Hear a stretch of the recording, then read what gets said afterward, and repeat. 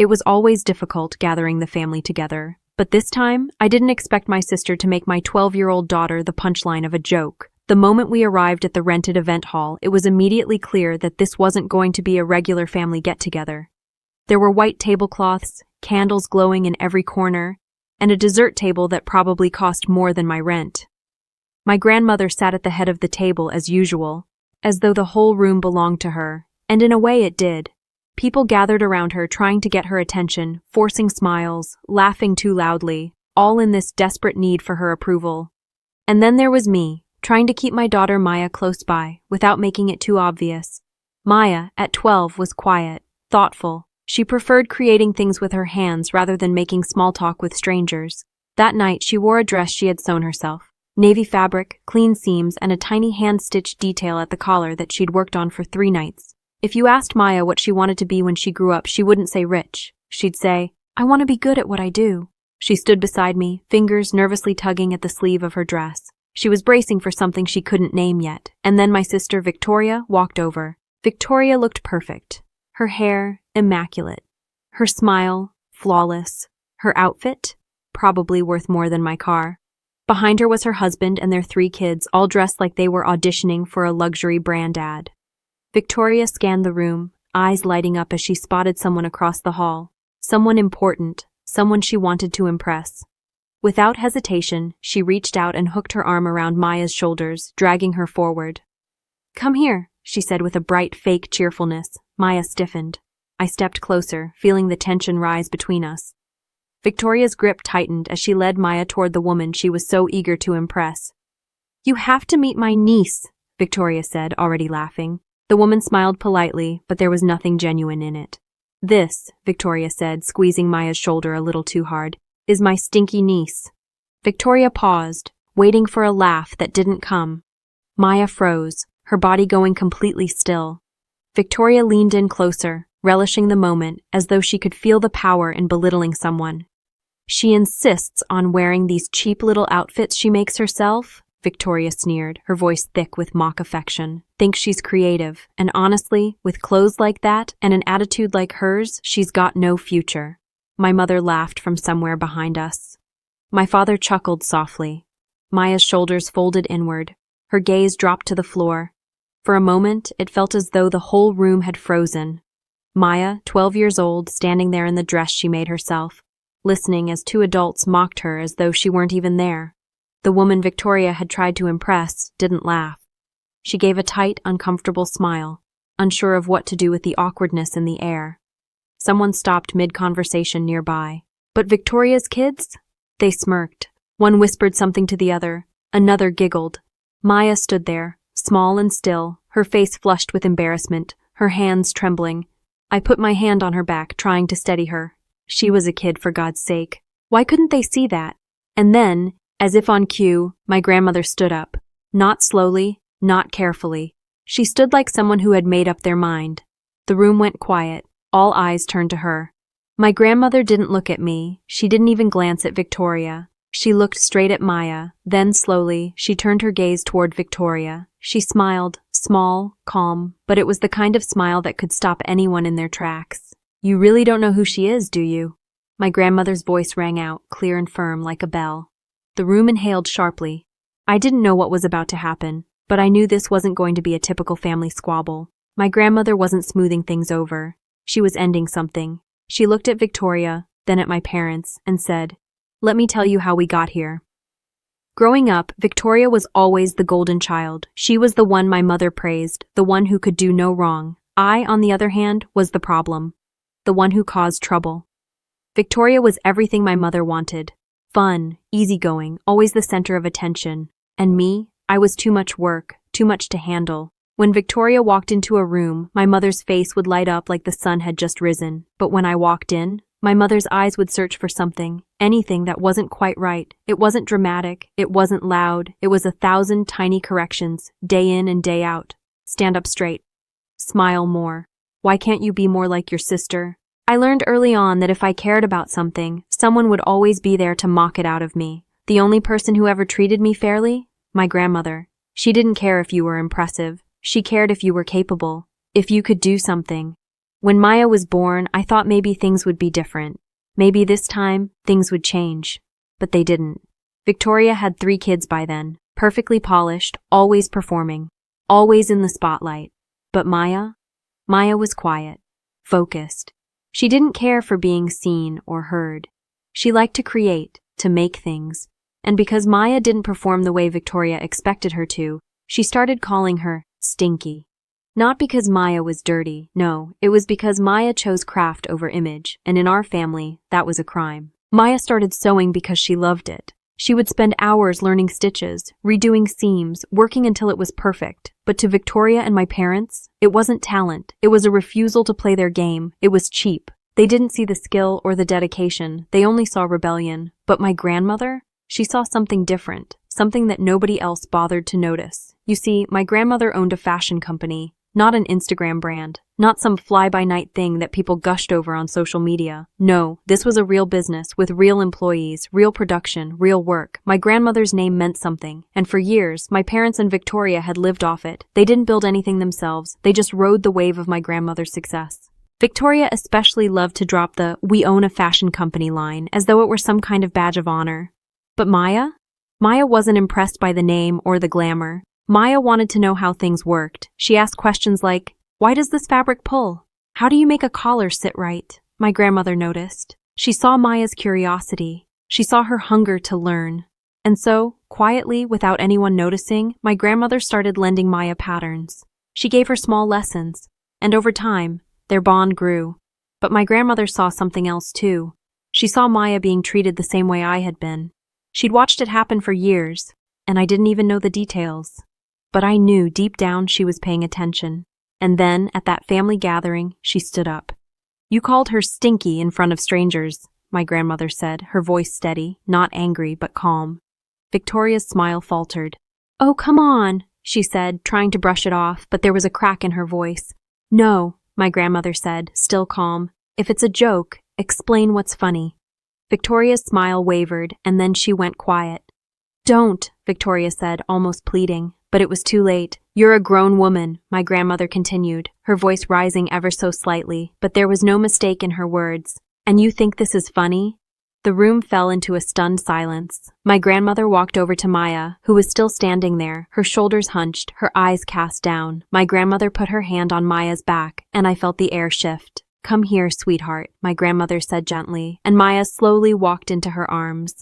Maya's face was pale, her hands still shaking, and I felt a wave of anger and helplessness wash over me. But my grandmother wasn't finished. She turned to my father. "You laughed too," she said, "and you shouldn't have." My father tried to brush it off. "It's a family party, let's not make a scene." But my grandmother wasn't having it. She raised her hand, signaling for silence, and the room obeyed. "You keep treating her like she's nothing," my grandmother said, her voice gaining strength. My mother jumped in, defensive. "We do not." "Yes, you do," my grandmother said, cutting her off. "I've watched it for years." She turned back to Victoria. "And since you care so much about the future, let me tell you the truth." The room was completely still, hanging on her every word. "The little girl you just mocked," my grandmother continued calmly, "is the one I've chosen." A ripple of confusion spread through the room. My grandmother's words hit me like a punch in the stomach. "Wait, what?" Victoria said, her voice rising. "She's a kid," my father chimed in, his face growing tight with confusion. "Yes," my grandmother nodded. A kid you've been bullying." Victoria took a step forward, her expression flaring with disbelief. "What are you talking about?" she demanded. "You're just going to cut us out?" But my grandmother didn't flinch. She was unwavering. "Yes," she said, "I'm cutting you out. And here's why." She looked at the room, her gaze firm. "That company you think belongs to you? It doesn't. When I'm gone, it goes to Maya. All of it." The room seemed to hold its breath. The silence that followed was so heavy, it felt like the air had thickened around us. Victoria blinked, clearly stunned. "What? What did you just say?" Maya's father's face went red with rage. "What are you talking about? That's ridiculous." But my grandmother, calm as ever, stood her ground. "This is already signed," she said. "The lawyer handled it weeks ago." Victoria's mouth opened and closed, struggling to find the words. But this is just... You can't be serious, she stammered, clearly shaken. And my grandmother, with that same small, serene smile, replied, I'm dead serious. The room was in complete shock. Nobody knew how to respond. Victoria stepped back, her face twisting in a way I hadn't seen before. You're ruining my life, she muttered, almost as if pleading. No, my grandmother said, her voice steady. I'm stopping you from ruining hers. They left, Victoria first, her husband trailing behind, their kids looking confused and unsure of what had just happened. My parents followed them, silent, furious. The room stayed eerily quiet for a moment, like everyone was holding their breath, unsure of what to make of it all. And then, someone clinked a glass awkwardly, breaking the tension, and slowly, the party started to resume, though it was nothing like it had been before. The air felt heavier, strained. Maya whispered to me, her voice trembling, Mom, what just happened? I crouched down beside her, placing a hand gently on her shoulder. You're okay, I said, my voice soft but firm. I've got you. My grandmother, who had been standing beside me, rested her hand on my shoulder, and for the first time in a long while, I realized that she wasn't just speaking out of anger. This wasn't just a reaction, it was a declaration. The real fight? It was just beginning. 2 days later, the retaliation came. But not from Victoria directly. No, it came from the relatives, those who hadn't so much as glanced my way in years. Suddenly, they were all concerned. They were calling, sending messages. The same relatives, who never checked on me, now suddenly worried about my grandmother. Are you handling her finances now? Someone asked, as if they had the right to know. You made her sign something. That's serious, Lauren. The rumor? It was the same one they always spread, that my grandmother had somehow been confused, manipulated, or coerced into signing those documents, that I was controlling her. And then came Victoria's post in the family group chat. I saw it pop up on my phone, a message that was filled with a thinly veiled venom. For everyone asking, Victoria wrote, Grandma signed documents she didn't understand. Lauren's been isolating her. If anyone cares about Grandma, please check on her. I saved it. Screenshot, date, time, proof of her lies. It was the same narrative she'd been trying to spin all along. I drove to my grandmother's house that evening. When I walked in, I showed her the messages. She read them calmly, her face expressionless. And then she picked up her phone, dialed the lawyer and said, Unspeaker, send a letter. Cease and desist defamation. I stood there watching her, my heart heavy in my chest. Can they undo it? I asked, my voice barely above a whisper. My grandmother didn't blink. She didn't even look up. No, she said simply. It's done, legally. A week later, the doorbell rang. I looked at my phone, my heart dropped. It was my parents. Victoria, her husband, and their kids. All of them, standing on my porch. I opened the door but didn't step aside. My mother smiled way too brightly, too forced. Sweetheart, we just want to talk. Victoria leaned in. We love you. We're family. Dad jumped in as if trying to play peacemaker. Enough drama, Lauren. Tell Grandma to stop this. I stood firm, my arms crossed. I wasn't moving. That's why you're here? I asked, my voice level but heavy with disappointment. Mom clutched her chest in that exaggerated way she did when she was trying to guilt trip. We didn't mean it, she said softly. It was just a joke. I shook my head slowly. A joke? Victoria laughed, trying to brush it off. Oh, please, you're acting like we hit her. But I didn't back down. You laughed while she stood there. You made her feel small, Victoria. Don't pretend it was just a joke. My mother, her voice dropping a little, tried again. Just tell Grandma you misunderstood. She'll calm down. I stared at her for a long moment, the weight of everything we'd just been through pressing down on me. You want me to lie so you can keep your access to her? Dad's face hardened. You're really choosing this? I nodded. I'm choosing my child. Victoria stepped forward as though she was trying to force her way in. It was just one joke, she said. But then she muttered something under her breath, just loud enough for me to hear. She does sting sometimes. Behind me, Maya made a small sound, like a hurt little animal, and my stomach dropped. My mother hissed at Maya to be quiet. but it was too late. I turned to Victoria. "Get off my porch," I said, my voice sharp, final. Victoria's face twisted with fury. "You think you won?" I met her eyes without flinching. "No," I said quietly. "I think you showed me exactly who you are." I slammed the door shut. Through the thick wood, I heard my father spit. "This isn't over," he muttered, his voice filled with venom. I saved the doorbell footage. Every second, every word. 3 days later, I came home to find the door unlocked. My heart raced. I stepped inside, and there she was, Maya, sitting at the table, her shoulders shaking as she quietly cried. And sitting there, far too casual, far too comfortable, Victoria. Her husband was standing near the doorway, her kids crowding around Maya's sewing corner. Victoria turned when she saw me. "Oh, hey," she said, as though everything was fine. I froze, my blood running cold. "What are you doing here?" I asked, my voice tight. Victoria shrugged, too casual. "We came to see Maya, to be nice." My throat tightened. "You came when I wasn't home?" She waved it off. "She let us in."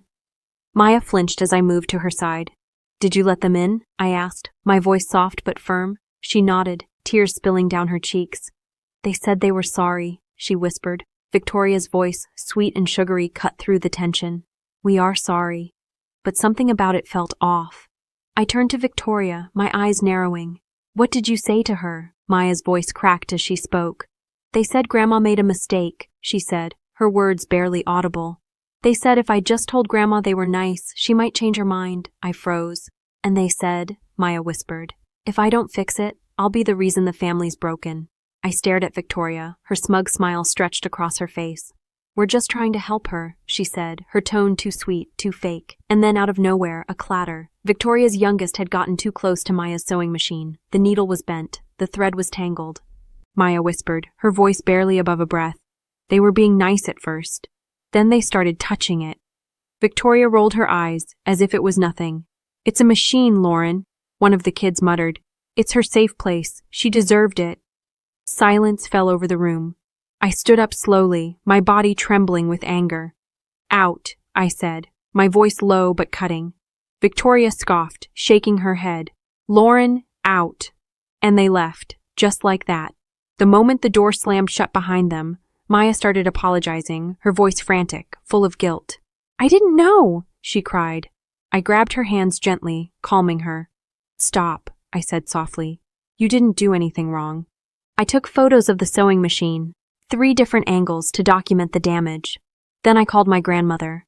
I told her everything that had happened, and for the first time, I could hear the shift in her voice. She didn't respond immediately. She just went quiet, letting the silence hang for a moment. Then, very softly, she spoke. "I'll handle it." The next day, her lawyer sent a notice. No contact. All communication through counsel. Cease contacting the child. For the first time in my life, family drama had teeth. It wasn't just petty fights or hurt feelings anymore. It was real. The stakes were high, and no one was going to back down. 2 days later, my grandmother called. "They came to the business," she said, her voice tense. "Victoria?" I asked, already knowing the answer. "Yes, and your father." There was a pause. "What happened?" I asked, the urgency creeping into my voice. "They were denied access," she replied calmly. "They argued, demanded to see me." She paused again. "They were logged. My attorney was notified. They were formally warned again." I could almost hear her face hardening over the phone, her resolve as strong as steel. Later that day, Victoria left a voicemail on my grandmother's phone. She tried to sound sweet for a moment, but then it cracked. The anger seeped through the sweetness, revealing her true colors. "You think you can do this?" Victoria's voice was shaking now, full of menace. "If you don't fix this, you'll regret it." I forwarded the voicemail to the lawyer without a second thought. There was no turning back now. 6 months passed. The smear campaign that Victoria and my parents had started, it was dead in the water. No one cared about their rumors anymore.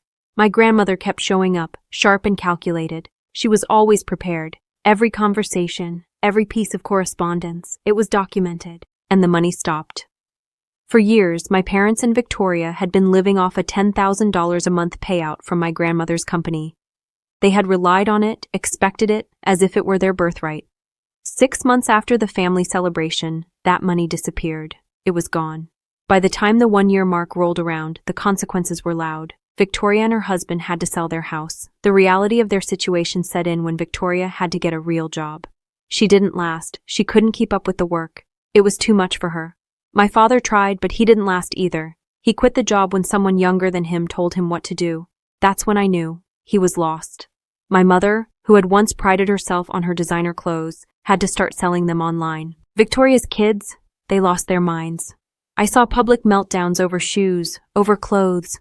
The lifestyle they'd been living, comfortable, cushioned by the money from my grandmother's business, was crumbling.